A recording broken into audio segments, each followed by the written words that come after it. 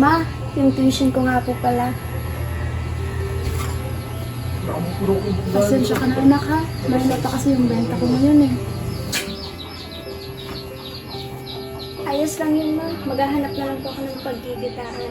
Talagang sa ganun, hindi na ako kayo mabahala. Maraming salamat nila anak ha. Pasensya na kayo. Tama na nga yun, Ma! Mela! Ma, alam mo ba, nagagalit na yung proof namin kasi di pa ako nakapag-submit ng mga projects ko? Eh kasi naman anak, mag-ipon ka sa mga binibigay ko. Alam mo naman naghihirap na tayo, di ba? Ano ba, Ma? Pag ako ang humihiling, mahirap niyo akong pagbigyan. Pero pag yan si Mela, kasing lambot pa ng cottons yung puso ninyo. Ate, Bakit? Totoo naman, di ba? anak, hindi naman sa ganun. Tama na, Ma!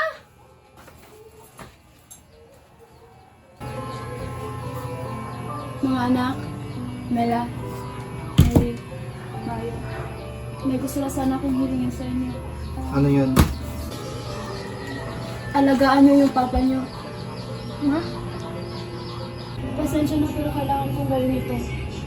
Aalis ako ng bansa para magbuhay tayo. Mahina yung punta ko dito. Wala nang ibang paraan para makuskusan kung pangangailangan ninyo. Mag-iingat ka, ha?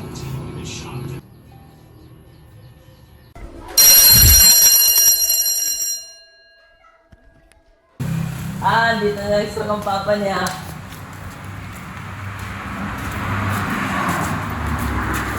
Oh, ba't malungkot ka ata, Mela? Gusto ko rin ba ang kabilang katawan ng papa mo?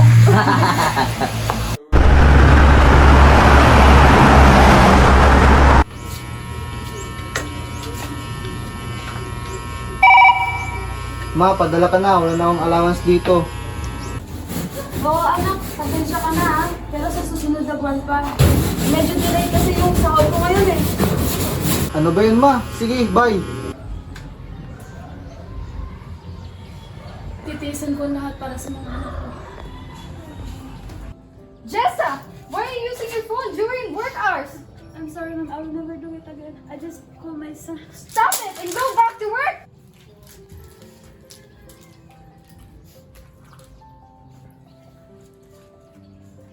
Sir, may I ask a favor? What is it, Jisa? I need double income, sir. I can do everything here, even overtime work. Just double pay me. Hi, honey.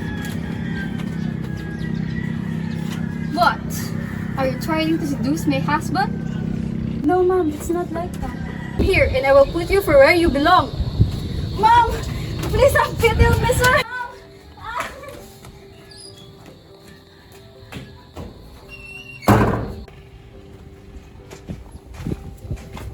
Hindi ko nga din alam. Kung bakit ba pinagbibintangan niya ako na sinusugat ko ng asawa niya? Wala ka pang balak Pilipinas. Saka na lang siguro. Ako, ako kasi nagpatay ko kahit maliit dito sa amin. Mag-iis ka pa ba rin sa ako sa'yo? Parang gusto mo. Saka na lang siguro.